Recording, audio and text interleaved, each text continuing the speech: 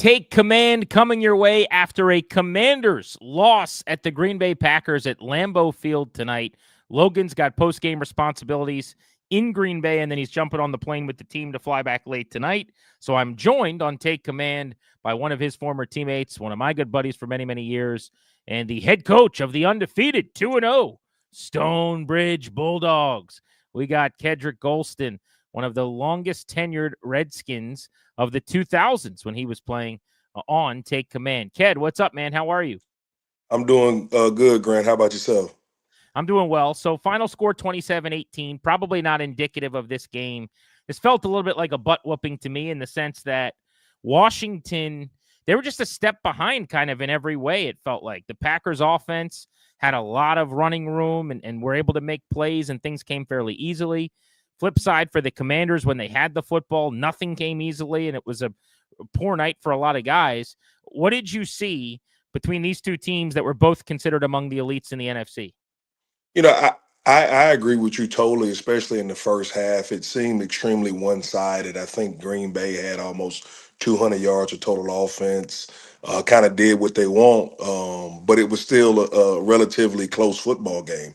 The scoreboard didn't indicate that the game was so lopsided as it was. So, I don't think it's all negative. I liked kind of the poise of what I saw out of the Commanders. They didn't really, there was points in that game where it really could have got out of hand. The offense seemed to kind of stay on course, try to stay on time, and they didn't try to do things that I thought was kind of out of their personality. But I think Green Bay just, a short week, two home games for them. I thought Green Bay was ready to play, and hats off to them. But it's still early in the football season. This team hasn't played a lot together. We know that because of the preseason, and Terry's still trying to get up to speed. Yeah, I don't want to make excuses, right? Because this is going to be one of those conversations where I think you just got to call it what it is. Like, this was fairly ugly at times, and it was a bad loss, and they got to go back to the drawing board. That said, one of the things on paper that I did not love is short week Thursday night football against a really good team. It's just a bad collection of things. You're going on the road. You're turning this around really quickly to Thursday night. You're playing in a hostile environment, and you're playing maybe the best team in the NFC, not the Philadelphia Eagles. Like, all of that does not bode very well. Now, that having been said, you still got to find a way to show a little better than they did early in this game. Let's start with the offense. Jaden Daniels, early, again, was not overly sharp throwing the football. He missed on several throws. There was one specific throw that stands out to me where he had Ja'Cory Krosky-Merritt kind of on a check down or a dump down, and he missed him like hot and hard and nowhere near him. It just throws that he didn't really miss to that extent last year. And it's one throw. It's not the end of the world. But we saw, a tick off last week. Then early in this game, not quite sharp. It seems to me like we can blame it on a lot of things. If it's 0 throws in the preseason, or maybe it's just a small sample through 2 games through less than a calendar week. But he has not been at the same level with his accuracy early as he was last year, I would say. Yeah, but I also, you kind of got to give some credit to Green Bay's defense. You know what I mean? Obviously, they were doing some things that made him hesitate with the ball. He looked a little unsure at times. And so hats off to them, and they was able to, disrupt him, move him off his spot, not allow him to get comfortable with rushing 4. Obviously, we know about Parsons, who had a really good game for them, but that defensive line really affected the passing game, and you could tell based off of just Jaden going through his progressions that he wasn't really settled in the pocket and wasn't comfortable. And when he tried to run, where to extend drives and to create, to give the offense more opportunities, they did a good job of rallying to him. You mentioned Micah Parsons. On the stat sheet, it'll say 2 tackles and 1 half sack. I mean, that does not begin to tell the story. I can't wait to see some of the pass rush win rate numbers and the pressures generated via NGS and PFF in some of these places. But he hit Jaden Daniels, according to the NFL stats, 3 times in this game. I would have taken the over on that. He just felt like, to me, it was a loud performance. He lived in the backfield. He beat Josh Connerly pretty badly on a hold that turned into a sack at one point. But he consistently won at the line of scrimmage, whether they brought him and looped him around on Allegretti, whether they got him one-on-one with Connerly. He seemed to kind of have his way in this game. Yeah, I mean, he's obviously a luxury piece for that defense. We know what he's been in the NFL, and they moved him around. I mean, he hit Jaden 3 times. I believe he had at least two or three holding calls, and he was disruptive, and that's why they got him over there. So hats off to them. Washington's offensive line did not look good tonight. You know what I mean? And Green Bay's defensive line applied the pressure that they needed to apply.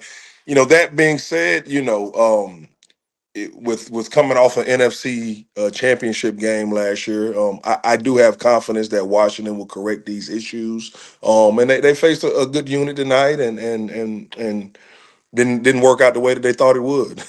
Kedric Golston in for Logan Paulsen on Take Command. I'm Grant Paulsen with you after a 27-18 Packers win at Lambeau Field over the Commanders. To drill down a little bit on the O-line, I really was impressed and loved what I saw from them against the Giants, and that is a big boy front. Like, they draft Abdul Carter at the top of the board to go with Brian Burns, who had almost 70 pressures last year. Dexter Lawrence is one of the best D tackles at your position you played in the entire National Football League. They've still got Kayvon Thibodeau, who made a couple of plays. And so to deal with that group the way they did was so encouraging. You're right. It felt like a regressive kind of performance in some ways. Explain to fans how it can happen, whether it's just a matchup thing or how we get to a point where it looked so good Sunday and you fast forward 5 days later and it can look like this tonight, because it's one thing to just say, oh, the Packers are a lot better team than the Giants. Well, no kidding. But the defensive front, as good as Green Bay's is, and it's awesome, there's no doubt about it, it's not like the Giants don't have a really good one either. And it seemed like Washington just had a better plan and better success against them. Well, I think if you look at Green Bay's offense and how they were able to move the ball and the lack of offensive plays that Washington had in the first half, going back to the New York Giants game, Washington was in control of that game from the kickoff to when the game was over, right? And so there was never a moment where they seemed stressed because they always had the game under control. This was a little bit differently. I mean, we can say we want to say we're dealing with human beings, and I think Green Bay had run some like 20 something offensive plays, and Washington had run six offensive plays. So obviously there was some angst there of just getting to an offensive rhythm that we didn't see for pretty much all night until kind of the one drive late in the fourth quarter when they went tempo. So matchups are matchups. I mean, on paper, the New York Giants have a really successful, productive defensive line, but they didn't show that last Sunday. Green Bay, we knew had some talent, obviously with Parsons headlining that group, and they came out there and they produced. And like I said, it's just one of those things where their offense was able to move the ball. They were able to. Green Bay's defensive line was able to tee off and rush the passer, and without going back and looking at the tape, made Jaden feel uncomfortable and making him get off his spot. And so maybe they saw something off of last year's tape that they liked, that maybe obviously, he has kind of his things that he likes to do, whether it's setting up left in the pocket, setting up right in the pocket, and they didn't allow him to feel comfortable. Yeah, you look at the passing game for Washington, just to go back for a second. In the end, with some garbage time, late second half stuff, Daniels ends up with 200 passing yards and two touchdowns. Ertz ends up having a statistical strong game with 64 yards and a touchdown. But they couldn't really get Debo going untracked in this game. And if you go back to week one, he was the focal point of the offense, right? 7 targets, 7 catches, 77 yards. He ends up with 7 grabs for 44, had an impressive touchdown catch on a 12-yarder where he stayed up and got over the goal line. Like, he's a scratcher and claw, or he's going to fight. He had a great kick return. But whether it's him or someone will say tomorrow, oh, they got to get more out of Terry, 5 catches, 48 yards. I think you hit on something. They just weren't on the field enough for so much of this game. When you go 3 and out, long drive, 3 and out, long drive, like, you're into the second quarter, basically. You've run 6 plays. So much of everyone getting to eat is about, the quantity of the snaps. You can't all get what you want if you're not running a lot of plays. And in the end, they did run 65 plays, but a lot of those were, well after this game was decided, I felt like. So I don't even know if you're looking for standouts offensively, I would definitely say Ertz. I thought he was really good. He had a 13-yard yak play where he made a guy miss and scored a touchdown. But otherwise, whether it's a drop here by Noah Brown or a popcorn pass there to Terry McLaurin or whatever, you're hard-pressed to kind of find guys that shine tonight. It just seemed like Green Bay's plan was really, really good. The corner Nixon, I thought, was unbelievable. Yeah, absolutely. I mean, Green Bay's defense, shut down Washington's offense, and I think we're still so new in this year that we remember some of the highlights and 500 plus yards of offense off of last year. But this is a new group. They have a new offensive line that they're trying to work together, and it's going to take some time, obviously, to have to bring Debo. What is he going to be here? Is the real question. We know what he was in San Francisco. What is he going to be here, and how do you marry that with Ertz and Terry and the rest of that bunch so that everybody can get their touches? But at the end of the day, like you said, there wasn't enough plays to go around for anybody necessarily to get in a rhythm, and it was a good defensive game. They had a good game plan. The interesting thing moving forward, with this kind of mini bye, and I believe they have the Raiders next week, is are the Raiders going to try to duplicate the game plan that Green Bay has defensively, and not to say that anybody's figured out Jaden and Kingsbury's offense, but the more tape you get on people, and the more you kind of figure out how they call games with a certain bunches, how are they going to adapt to move forward to the offense that moved the ball at times at will last year. Let's talk running game for just a second. Eckler in this game is lost to an injury. Looked serious. I don't want to sit here and play doctor, but we've all kind of seen that non-contact injury, grabbing at the ankle. Looked like an Achilles, possibly. We'll have to wait and see what we hear. But he looked so dejected on the bench. I mean, my heart broke for him. That's one of two what appeared to be very serious injuries tonight, without trying to do too much guessing. But Dietrich Wise with the quad got carted off. He was very emotional. Every single player on the team came over to the cart. He is such a good dude, kid. I don't know if you've had a chance to meet him yet.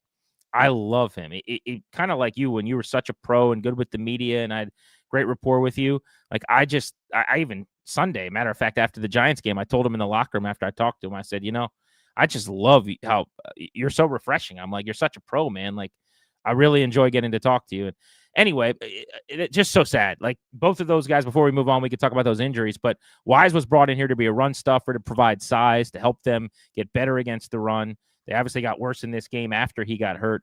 And then with Eckler, what an invaluable piece on offense. He's their pass catcher. He's their 2 and 4 minute back. He's their pass protector, by the way. They don't really have a guy that shines in that area other than maybe McNichols. So he'll now become the Eckler in this offense, I guess, for the foreseeable future. But those feel like two massive losses before we really know the timeline. It would seem like both of them are at least going to be injuries that last beyond a few games. Yeah, no doubt. When you lose, obviously Eckler's been here, McNichols has just gotten. I think when that happens, like, it's not just the impact of their production on the field, but what does that look like in preparation with the younger players on the team, and just the team morale. Now, I have total confidence in Dan Quinn and his staff to kind of rally around those guys and they get ready to play. But when that kind of happens in game, that it's a part of the game. We can't make excuses because we know injuries are part of it. But like you said, they were brought in here to do specific things, and now who's going to fill in those roles? When you plan all off season to have a certain guys do certain things, and now those guys, hopefully, it looks like might be out for an extended period of time. How do you adapt to not having those players available?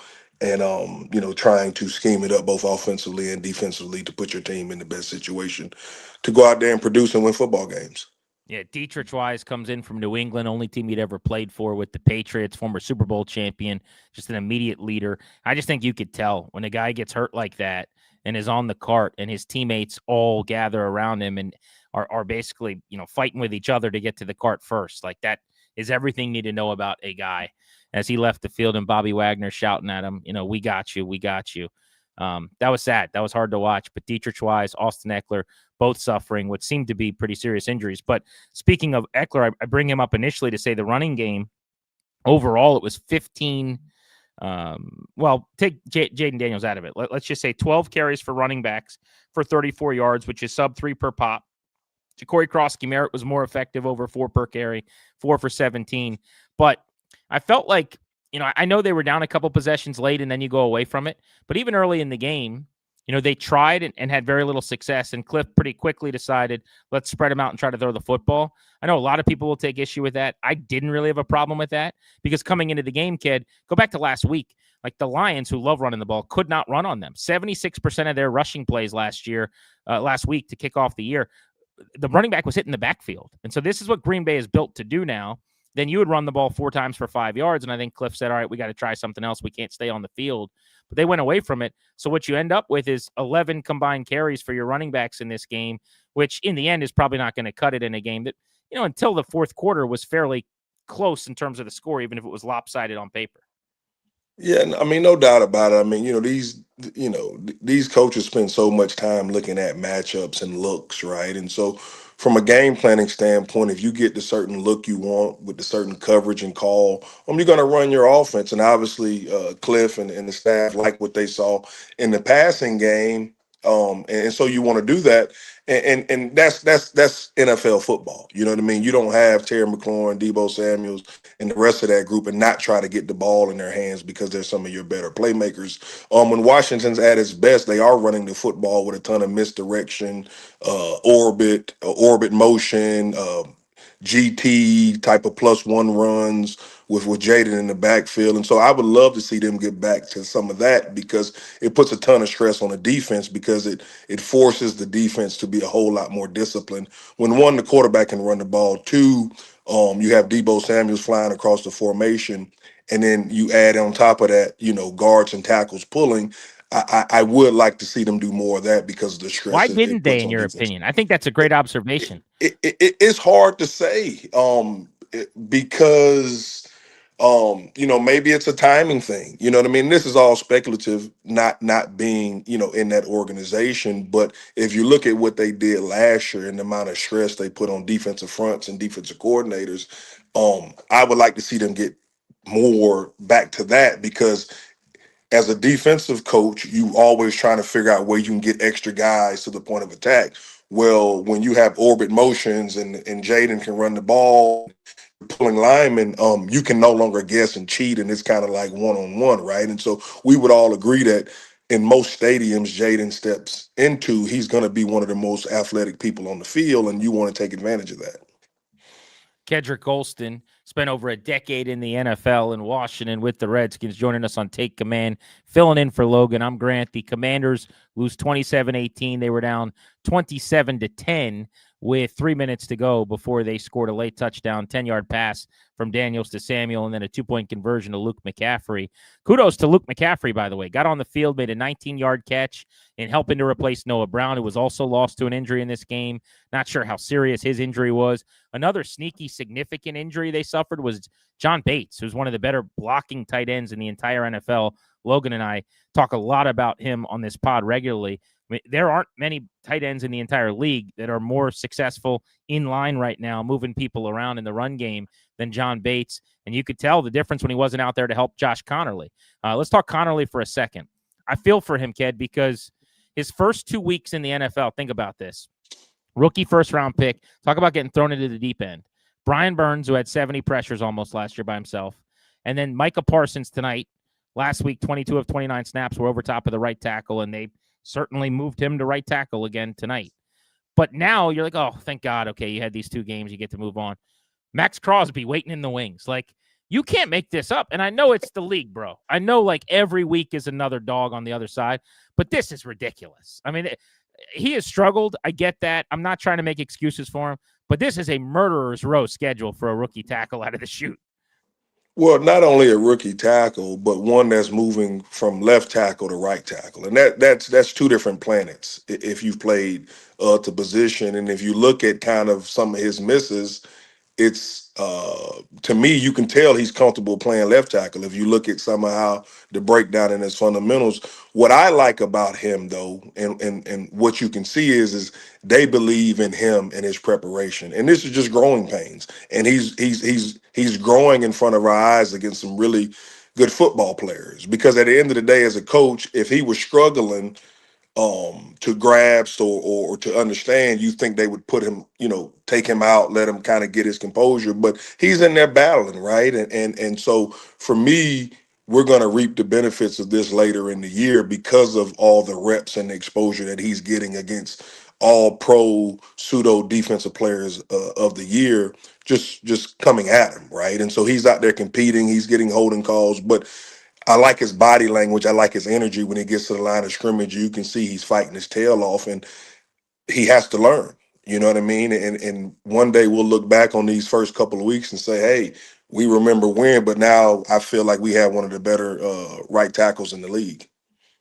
He's going to get there. I mean, athletically, the way he moves, you could just see it. He's got the goods. But yeah, it's been trial by fire pretty clearly to this point. The rest of the offensive line we kind of got into already. I don't know how much we've got to do there. One more on the offense, and that's on Terry McLaurin. Through 2 games, it's like 7 grabs, 75 yards. He was more involved tonight, 9 targets, 5 catches, 48 yards, long of 14. It's a slow start to the season. He has had those before. Do you think he is in any way affected by no camp, no summer, any of that? Or is this just kind of, an easy thing to point to after 2 games, but non-factor? I mean, obviously, Terry better than I do. He's a pro's pro. You know what I mean? Even though he wasn't getting those reps mentally, he was out there. He's in top tier shape. And we were having these same conversations this time last year about him not getting the ball, right? And then you fast forward to the end of the year and those targets came and that production came, right? So I just also think it's one early in the season, you're trying to figure out what you have and who you have. Now you're trying to win football games, but ultimately, you're trying to build the most prolific offense that you can, right? With inserting Debo Samuels, with some of the changes in the running game, so on and so forth. So, at the end of the day, you play every game to win it, but you're also trying to develop an offense that can hopefully make the playoffs and compete for a championship, right? So, that's not to say that he's not a huge part of that because he is, but at the end of the day, uh, let's not take this all sample size of 2 weeks and try to write the book for the rest of the year, right? Let's give it a few more weeks. We know who Terry is. We know that he's going to be a huge part of this offense. So let's just see how that kind of maturates throughout the season. All right, defensive side of the ball, Kedric Golston. Let's get you to home base here, where you played so many years in the league on the defensive line. The biggest story out of week 1 for this team was that defensive front dominating the Giants' offensive line. Javon Kinlaw looked like the $15 million man they paid him to be. Deron Payne had a monster game. He was much more quiet in this game, obviously, but everybody kind of ate in that first game. What did you see up front from the defensive line in this game? I saw some flashes of what we saw last week. I thought LaFleur and Love just had a really good scheme to kind of eliminate them. You look at a lot of the throws, it was on time. You know what I mean? And sometimes they max protect, and the defensive line get the pass rush that we're accustomed to, and that's what those guys are paid to do. And that system is built around. But I would think those guys know that they can be better, it will be better, and it was just unfortunate that, early on I thought they competed. I thought they were tackling well. But I believe that what was that when the tight end caught the ball in the seam for 54 yards, and then kind of started just giving up chunk play after chunk play. That was a little disappointing. And it's just hard to say, right? It's complementary football, right? In order to get sacks, you got to cover. In order to cover, in order to get interceptions, you got to create pressure, right? So, it's one or the other, and you could just see that, you got to take your hat off to the Green Bay offense because they looked like they had a really good plan against what Washington was trying to do. Second level. Frankie Louvu was so good last year. It's been outstanding. I've noticed him. He's missed a handful of tackles in the early going of the season.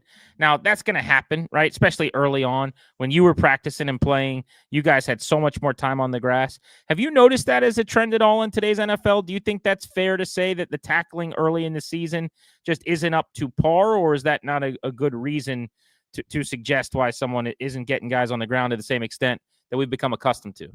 Yeah, I mean, obviously, a lot of football in this day and age is you do a lot of football-like drills, right? But football is about tackling people to the ground, and because of player safety and the lengthening of the season and longevity, you want to keep players up. But ultimately, you understand, even though you preach it and you rep it on bags and in control situations, that it is a work in progress tackling early in the season. the one thing that you do like about Luvu is that if he misses a tackle, he jumps right back up and you see him show back up in the frame, right? So you know the effort and the energy is there.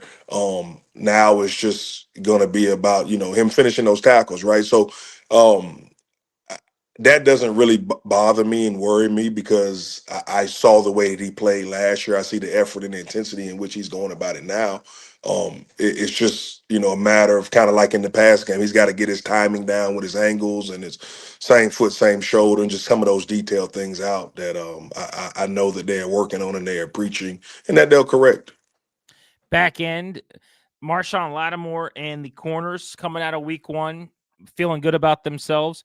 This was a much tougher challenge, it seemed like. Lattimore specifically, a couple more penalties tonight, got picked on a little bit early. What I noticed they were doing, Kedric, was they were going motion, and instead of Washington passing those things off and kind of communicating where he would kind of stop and stay on one half of the field and someone else would pick up the motion man, he was coming all the way across the formation, like following.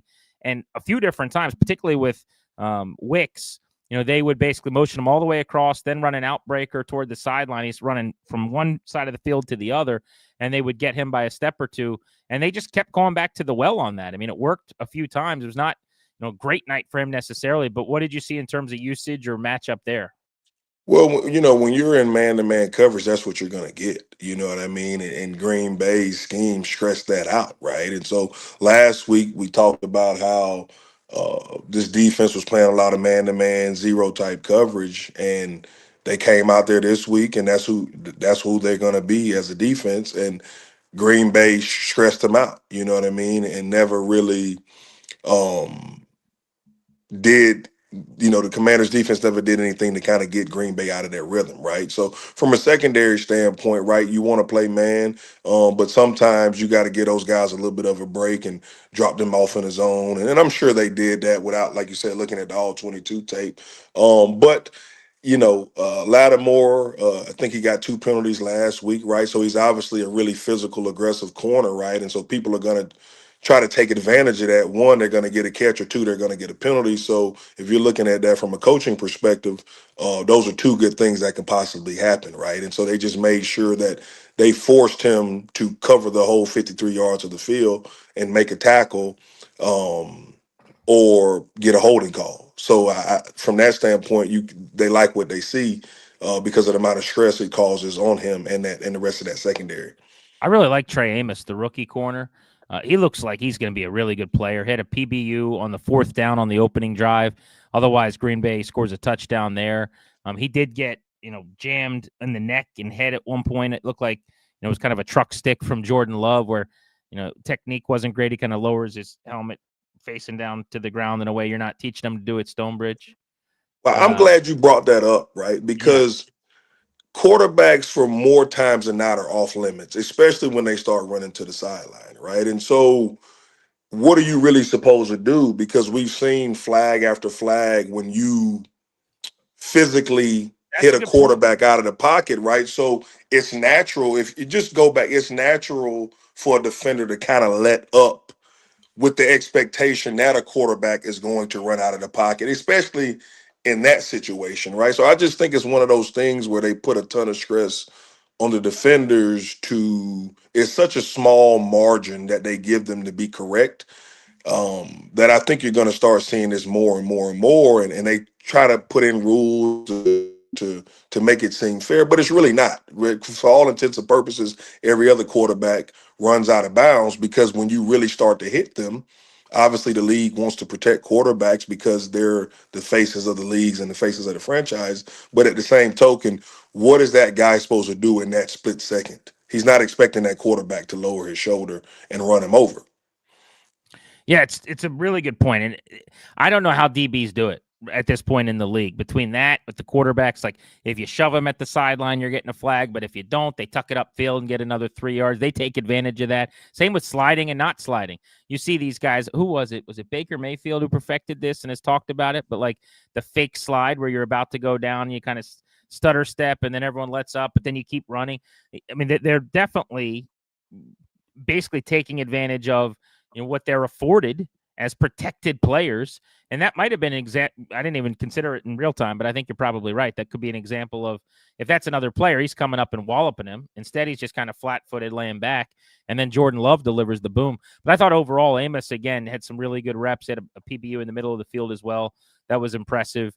Defensively, though, to me, the theme was a week after, I say a week 2, but really a few days after getting more pressures against the Giants than they had in any game last year and not having to rush more than 4. They rushed more than 4 on only 29% of snaps against the Giants, and yet they got pressure on Russell Wilson on 42% of dropbacks. So they were able to plenty of times just rush 4 and get home.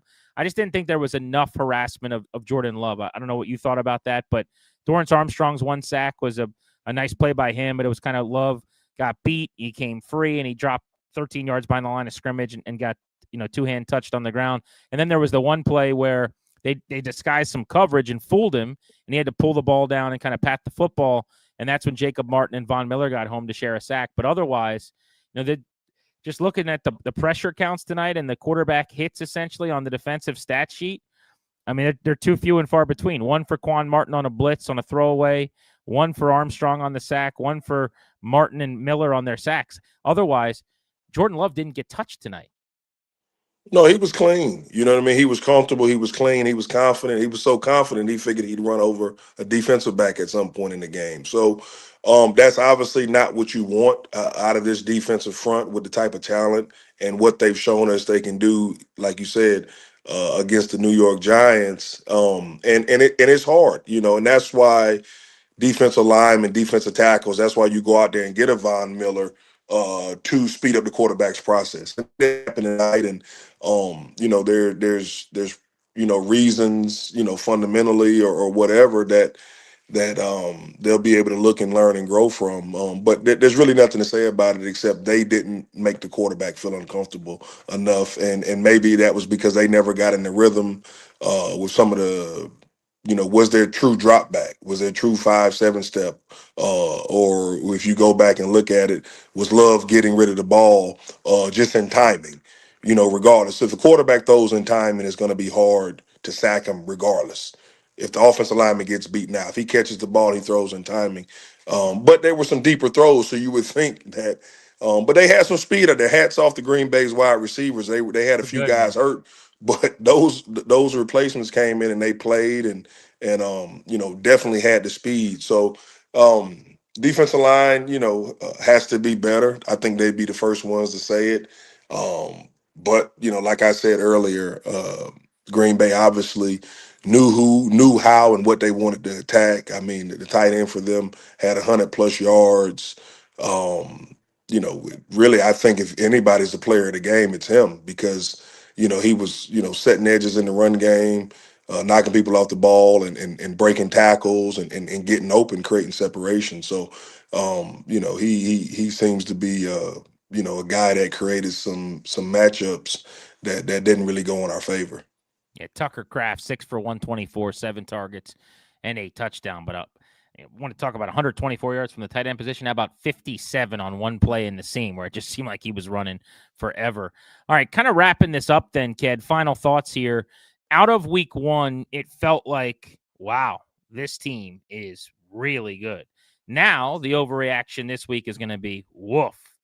That was a cold water game, and you played this elite team in the NFC, and that looked really, really bad. It's almost like it wasn't as good against the Giants as we thought. Maybe it's not as bad as it looks against the Packers, and they're somewhere in the middle. But you know how we ride the roller coaster as a fan base and as a media early in the season? I mean, how do you make sense of 2 very, very different outings for this team through 2 games? If you go back to the Giants game, we knew it was a sloppy win, but you should win games that are sloppy. This one, Green Bay never really opened the door to that. I thought Washington, if you they had their moments to kind of get it to a possession. Green Bay did a good job on the 4th down stop. There we missed a field goal. I believe what was that right before halftime. So they never really got that shot to kind of get it into a 1-possession game. And this time last year when they lost to Tampa Bay, everybody was like, "Oh, here we go again." uh, all the stuff was said, and little did we know we had a team that would compete for the NFC Championship game, right? So there's still a lot of learning, there's still a lot of growing that the players are going to do, that the coaches are going to do, that this team is going to do.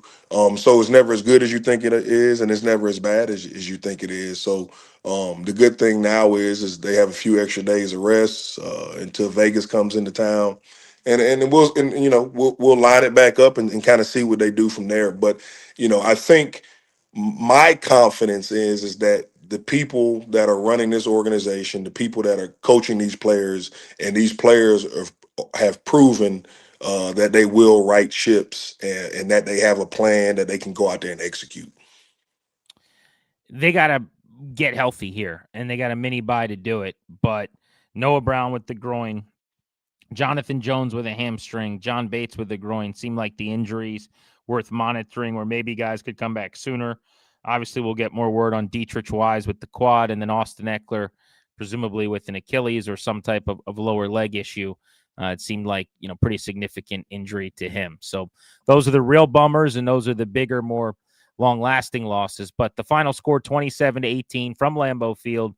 The Packers beat the Commanders, and Washington's offense, through 2 games now, still trying to find its stride defensively. They have some cold water poured on them after what was just a suffocating effort against the Giants. Big thanks to Kedric Golston hanging out tonight in for Logan Paulsen. I'm Grant Paulsen for Take Command.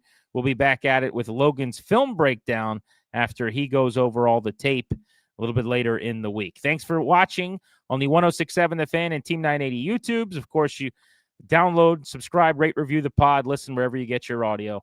We're back in just a couple of days.